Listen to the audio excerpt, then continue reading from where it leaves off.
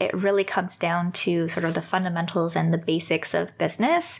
And I think that we can really connect with human beings as opposed to trying to like blast our messages everywhere. And I think that's kind of been a really good reframe for us too, is like kind of going back to our roots of connecting with people. So since we haven't been doing as much Facebook stuff, we've had, more people talking about us in their blogs, or we've been able to reach out to people who do reviews, or we've kind of freed ourselves up a little bit to connect with other business owners and other people in that way.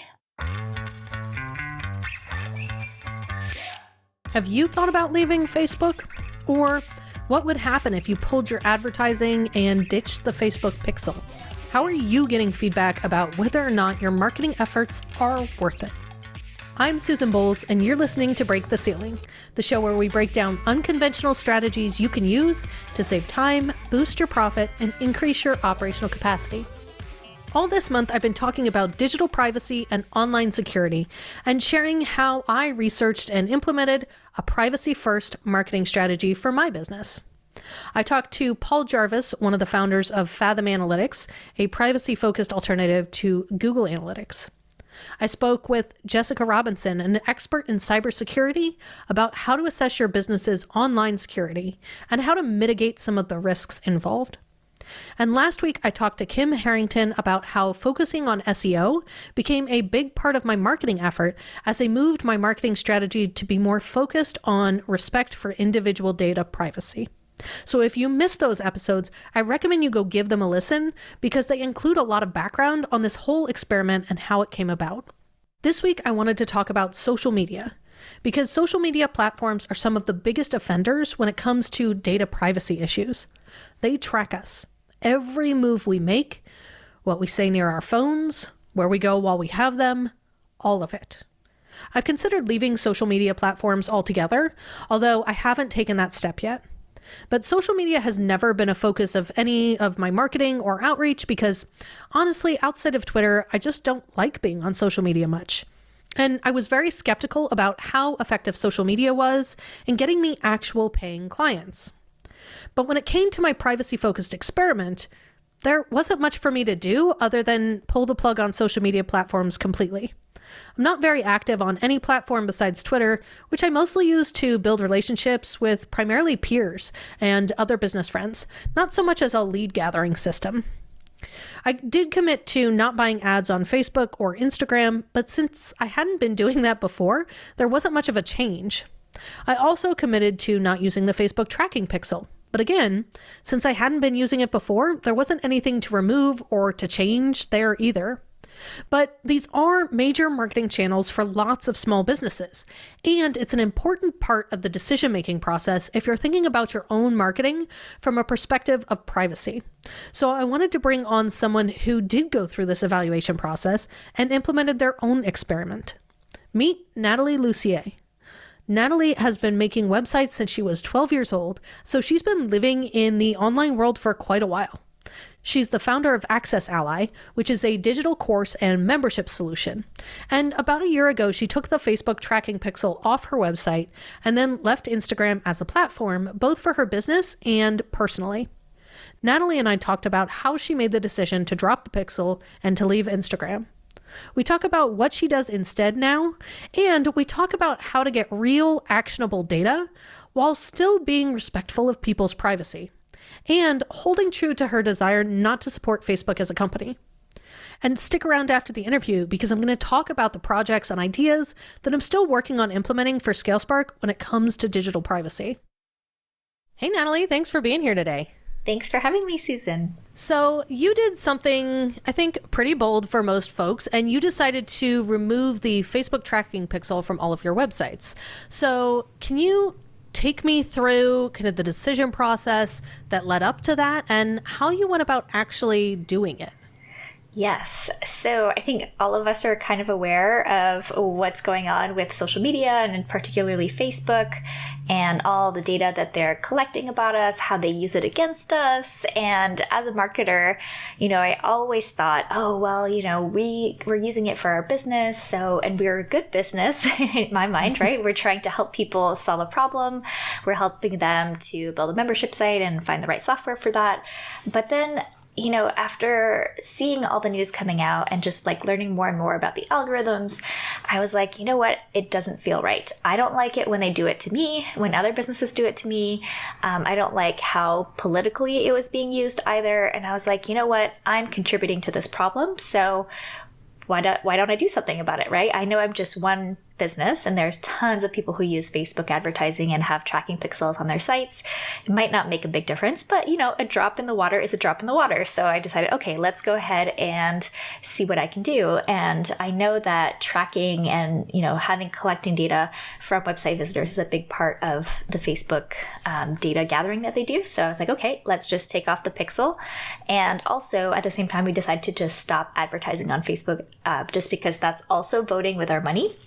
Mm-hmm. So it was a pretty big decision, but it also was kind of going back to our roots because when I started off in business, Facebook existed, but it wasn't a huge part of how we got business. We did have a lot more organic search engine, people coming in through the search engines. And that was just a very organic, natural way of growing our business. So we were like, okay, let's just go back to those roots, to content marketing and doing some of those things that work really well for us in the past, instead of relying on giving money to this massive organization that has way too much power.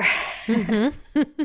So when you kind of decided to take this step, were you freaked out? I mean, for a lot of people, this is, it could potentially have a big impact on your revenue, on the, sustainability of your business. You could be cutting off a lead source. And I think a lot of people, when they think about taking the step to stop advertising on Facebook or to stop retargeting people, that is one of the fears. Did that come up for you, or how did that kind of end up happening?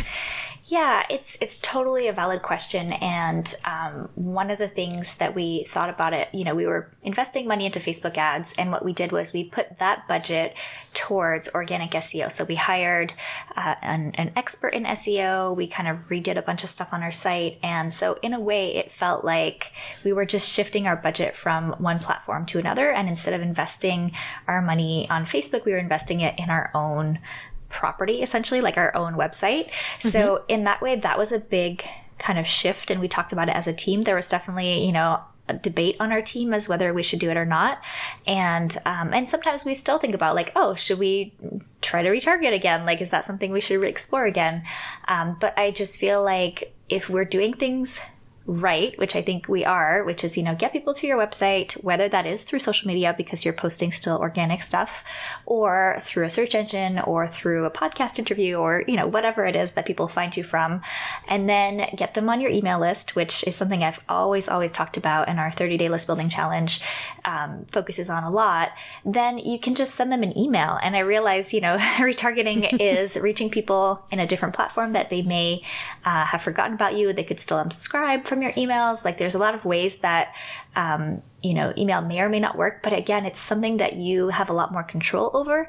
And I think it's just a better way of marketing, in my opinion, especially just with all of the things we know about how social media works and how it's used against us in a lot of ways and how it influences us, and not necessarily in a positive way. So how people are getting a little bit more depressed and like comparing themselves to other people, like all of those things are things I didn't want to contribute to. And then also, data-wise, we were spending a certain amount of money on Facebook, but we weren't seeing that many sales. Like, I know it's hard sometimes to attribute, like people may click on an ad, they might not buy right away, maybe they opt in, maybe they buy later. And because of our software, the way it's set up, it is a longer time frame for people to sign up. It's not like they sign up as soon as they click. So for us, we saw less traffic to our website. That was an obvious thing that we could track, but we didn't see a huge drop in sales, to be honest. And that was also affirming, right? So if we would have seen like a huge drop in sales, we would have been like, okay, yeah, like maybe we have to go back. But it was really not a huge part of our strategy either. It was something that we were focused on and doing ongoing, but shifting that investment that we were doing on Facebook to our own content, now we've more than made up for essentially the loss in traffic, and sales are still coming. So yeah, I think it's totally doable to do it the organic way. It's a little bit slower because it's not like you can turn on the switch, start getting traffic and turn it off. But once you get it going, I think it's just a better long-term way of growing a business personally. You mentioned kind of tracking data and trying to attribute sales and paying attention to whether or not you had an actual drop in sales. And I think for me, I am a data person. I always want to have data. And, the idea of removing something that theoretically is giving you a source of data can feel really uncomfortable. And, wondering how you get that feedback loop about whether or not what you're doing is actually benefiting your business. And so can you talk to me a little bit about how you approached tracking and continuing to have data about whether or not what you were doing was working? Yeah, that's a great question. So one of the things that we still have on our website, and I am considering whether we want to keep it or not, is we still have Google Analytics and Google Tracking and Google Tag Manager and all of that. And there are alternatives that are more privacy focused. Like I know Fathom. Yep. So the first episode of the same, we actually talked to Paul Jarvis. Yes. So exactly. So I know Paul is doing great work there. And so, there are alternatives to Google Analytics as well. And that's something that we're just kind of starting to explore. But we do still have data from our website. And one of the things too that we're really exploring this year is analytical kind of quantitative data versus qualitative data. And that's something that we're doing more with focus groups, that we're doing with user testing on our website, user testing with our software. And that is when you're essentially asking people questions and then they're answering you, as opposed to just seeing how many people land on a page, how many people click somewhere, and how much time they spend, whether they bounce or not. Like all of that is still definitely useful, and you need that kind of quantitative data. But the qualitative data is going to give you so much more information into like what's actually working on your website, what's actually getting people to say yes or no. And that's something that we're investing more heavily this year on. And we'll see how that goes. I feel like that's already given us a lot to chew on and to make updates for. Tell me a little bit more about kind of what resources are you using? Are you going directly to Are you using customers? Are you talking to prospective clients? How are you getting some of that more qualitative data about how people are either using the software or using the website? Many places. So one of the things we've started doing is after people opt in or purchase, we have a quick survey that asks them, what led them to take that action, essentially. So we kind of have a bit more of an idea of the people who are taking action. What is it that drove them to do that? So that's like one quick place that we've made a change to get that qualitative data directly from people who are actually interacting with our site, who actually did things. Yeah, exactly. And then the other thing, we're doing focus groups. So we're inviting customers and also people who did not purchase, and doing focus groups and asking them like actual questions, like how did you feel when you got here? Do you understand what the product is? What's difficult to use? Like all of these kinds of questions. What made you, want to click and find out more? What else were you researching? All of that kind of questions are coming up. And then we're also using usertesting.com, which is a little bit of a pricey way to go. There's also Winter, WYNTER.com, which we're exploring as well. And there's, I think, Usability Hub. So there's a couple of different ways that you can test and ask people questions. So basically, you can set up a test and have like strangers who don't know your product come up and give you feedback and just talk through like what they thought when they were reading this page, or what they thought was confusing about the onboarding of your product or whatever it is. So for us, that's a worthwhile investment to actually get people who maybe don't know us yet, because I feel like there is some bias that comes in when they're already a customer, or they heard about us from a friend or whatnot. So that's a big part of it. And then finally, we do demo calls. So that's something that we offer for free for anyone who's curious about Access Ally. Is they can come on a call with us. We, show them the product, but then we also can ask them some questions while they're there, right? So that gives us a lot of data to go on as well. And, it's directly from a person. We can dig a little deeper if we see like, they were really confused about this, or this really sparked their interest. So can we talk more about that on our website or whatnot? So a lot of different places. And then we're just trying to really collect all of that to help us make better decisions as well. I love this idea, because I think oftentimes we fall into this trap that the data that we're provided is somehow useful. And I think that's not always the case. When you were talking about, how much website traffic you're getting. Yeah, that's nice.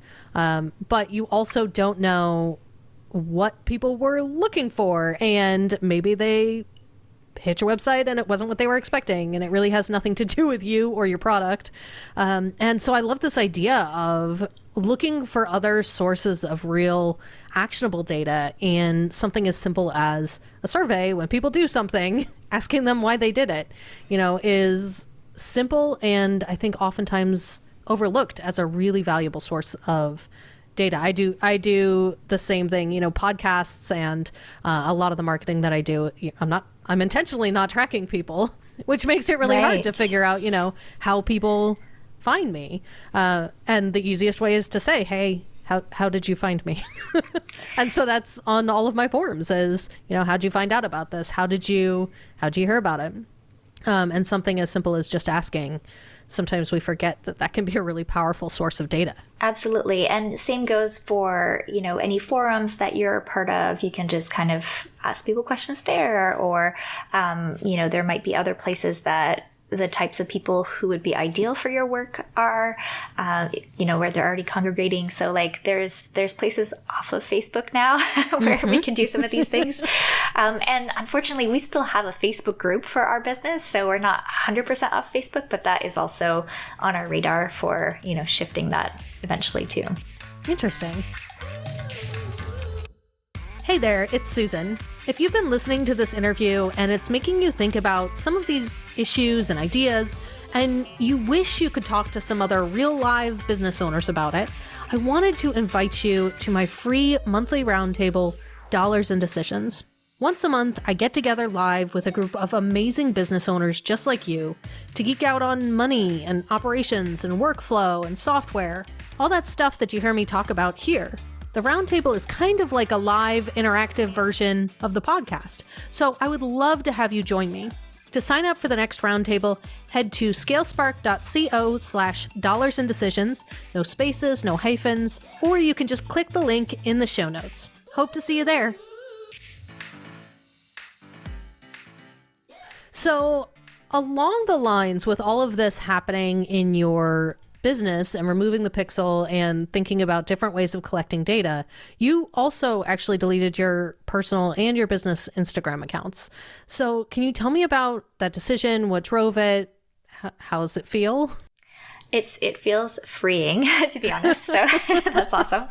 So the decision behind that was kind of similar to the Facebook pixel decision. It was like a couple months later afterwards, but I think a lot of it was, I hadn't really been using it a ton, kind of similar to Facebook. Like, I don't think our business was really benefiting from the work that we were doing in terms of posting on Instagram. So data or no data, like that one was a pretty easy decision, because it just, like, the way that our product is, it doesn't make sense to be just posting pretty pictures and being like, okay, now that I've motivated you about online courses and memberships, click through and buy my software. It just didn't quite connect for the audience.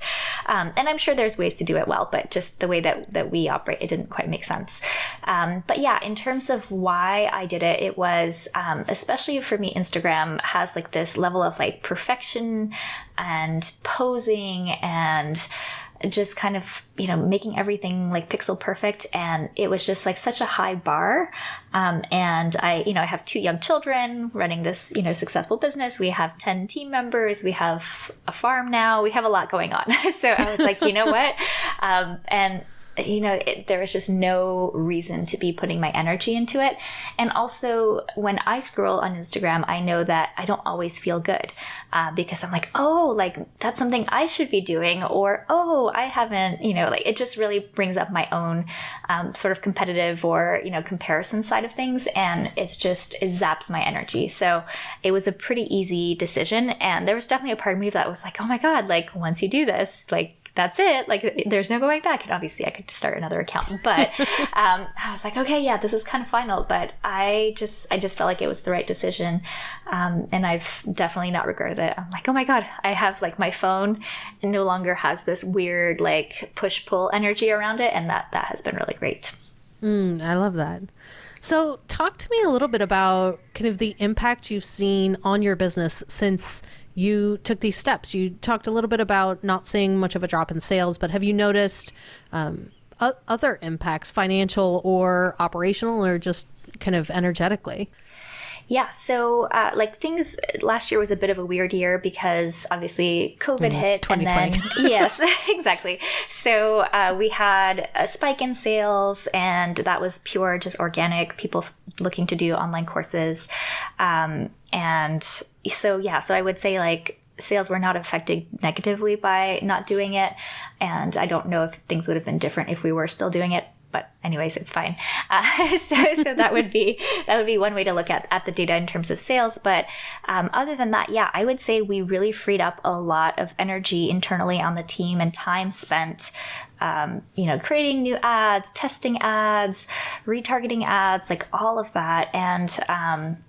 And we had like folders of images and, okay, time to create new images, time to create new copy and update copy. And okay, let's do videos now. Let's do things. So I feel like we've really freed up a lot of our team's time. And like I said, what we ended up doing is using all of that energy to create better content and to work on our website and making sure that it has good resources for people when they do land on it. So we've been able to publish, oh man, I don't remember the exact number, but probably like 20 or 30 new pages on our site. Oh, wow. That would never have happened if we were still focusing on someone else's platform, like putting things on Facebook. And you're finding that those pieces of content are driving traffic, and that they're, were they worth the investment of your time, I guess? Yes, they are. And we're just seeing those increase over time more and more as they've had a little bit more time to kind of rank in the search engines. But yeah, it's like thousands thousands of traffic of people coming to our website month over month because of those new pages. I love that. It's a really efficient investment of time that can pay off exponentially the longer it exists, versus social media that is so time dependent, and if somebody blinks, it's not in their feed anymore. Absolutely. And I do feel like it's more of a long-term investment because it does take time to create. But once it's on your site, assuming it's sort of evergreen content, then it will only continue to get new people every month or every week, right? So to me, it's like there's no future investment. Like, yes, we may need to update it if it gets out of date, but it's a huge asset, I would say. I love that. So is there anything you think we should talk about or touch on here that we haven't talked about yet? So I feel like if people are trying to make a decision on this kind of stuff, for me, it really comes down to sort of the fundamentals and the basics of business. And I think that we can really connect with human beings as opposed to trying to like blast our messages everywhere. And I think that's kind of been a really good reframe for us too, is like kind of going back to our roots of connecting with people. So since we haven't been doing as much Facebook stuff, we've had, more people talking about us in their blogs, or we've been able to reach out to people who do reviews, or we've kind of freed ourselves up a little bit to connect with other business owners and other people in that way. And I think that's also something that doesn't usually go top of mind when you think about, okay, I'm going to take this time away from ads and I can actually invest it in relationships too. Yeah, I think especially with kind of your style business, a software business, that's not how most people think about that you quote unquote should be marketing, because, your volume matters, and thinking about building relationships, I think, is a little bit unusual, but I really love that perspective, because even it doesn't have to be not scalable. You can still build real genuine relationships with people at scale in this way. Absolutely. And, one thing that we have is a certification program for people who want to learn our software and use it with their clients. And so we've been able to, find people that we think would be great as certified experts and kind of train them up on the software. And then they can kind of go out and spread the good word essentially on Access Ally. And that has also made it a huge difference. So it's kind of like we are, and I don't think they're spending ads, they're using ads to send people our way. I think it's just through people's networks, right? And I think that remembering social networks was really it used to be about the network, right? And now it's kind of about the data. And so, just going back to the network part of it, I think is a really good idea too. Oh, I love that. So where can our listeners find you if they want to connect or learn more about what you do? Yeah, so accessally.com is our main website, our company website, and that's, I'm sure there'll be a link in there, but also if someone is curious about list building and kind of focusing more on organic ways to grow an email list, we have a free 30-day list building challenge, and you can just go and sign up for that at 30daylistbuildingchallenge.com, 3030, and it's totally free. You get one video a day for 30 days, and it walks you through all kinds of different ways of getting people to your website and improving the opt-ins on your website to get more of the right people. Awesome. Well, thank you so much for coming and geeking out with me here on privacy-focused marketing. Yes, of course. Thank you. This was so much fun. For Nathalie, the decision about dropping the Pixel and leaving Instagram was one that was very closely tied to her values and the desire to vote with her wallet and not support companies that she felt violated ethical boundaries. It also happened to have the benefit of reducing the amount of data that she provided to companies like Facebook and that she tracked in her own business. And that had pretty much no negative impact on her business. In fact, it allowed her to focus on more effective marketing channels like SEO. For me, this initiative to build safety and security into the DNA of my business is really just beginning. Building a marketing system that was respectful of individual privacy and focused on ensuring the security of any data I might handle, that was just the start. I still have a lot of work to do in this and in other areas of my business, but the point of having core values is to give you something to consistently be working towards. So from a data privacy perspective, some of the initiatives I'm still thinking about how to implement are using a more privacy-focused email platform like Fastmail or Hey, which is a newish privacy-focused email from the Basecamp founders. I did switch to Hey for my personal email, but I haven't made the switch yet for the work email. ScaleSpark's email is still hosted on Gmail, primarily because of the integration with Google Calendar and that Google Calendar integrates with so many other tools. I haven't found a good privacy-focused email platform that has a great calendar with integrations to a scheduling platform like Calendly. So this is on the list to implement eventually, but it might be a while. And if you happen to know of a great solution, reach out and let me know. Another area is removing tracking from my email list. So I use ConvertKit, which I really like because of the automations and the integrations to other platforms like my course platform. But as far as I know, I can't turn off tracking. So I still have data on opens, clicks, etc. I don't look at the data much, but it's still there, and that's still an area that needs to be tackled. But again, the technology doesn't really seem to be there yet. And also, it's not really a priority for most email marketing platforms. The industry is pushing for more tracking and personalization, not less for the most part. And I'm still trying to decide how I feel about using social media. I haven't deleted any of my profiles, although I functionally left Facebook about 2 years ago, both personally and professionally. I don't post on it. I don't open it. The only platform I'm actually active on is Twitter, and I have gotten a few clients from that platform and a few from LinkedIn. I've never gotten a client from Instagram or Facebook, so the decision about whether or not to completely leave the social media platforms versus just not being active on them, that's still up in the air. So there's still more work to do, and the digital world is changing as rapidly as ever, so there will always be more work to do. How about you? Are you thinking about starting some digital privacy experiments of your own? Hit me up on Twitter at @TheSusanBowles and tell me what you're doing or what you're thinking about. Break the Ceiling is produced by Yellow House Media. Our executive producer is Sean McMullen. Our production coordinator is Lou Blazer. This episode was edited by Marty Seafeld with production assistance by Kristen Runbeck.